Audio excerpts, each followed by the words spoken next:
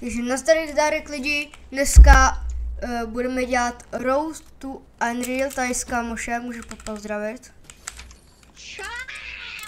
Hodně nahlas, protože to moc nepůjde slyšet, jo, a to nevadí.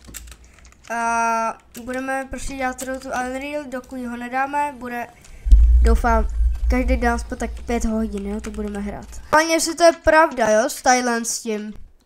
S tou tancovací značkou. Jaká? Počkej, já jdu za tebe. To by taky musím nějaký emoty. Fakt, že jo?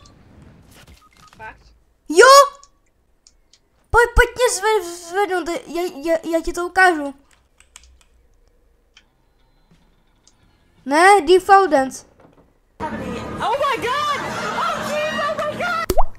Že má tolik háka, to tím nedám. No dobrý, v klidu. To taky debilní, fakt, většinou jsou 2. Co? Kámo, jsem tady to včera zkoušel vyfajtit, to je megálně těžký boss tohle. To s tím jdeme teda. Nevím, asi jen tak. Vydám 0. No, jeden. Místo, kde jsou kam jdou všichni.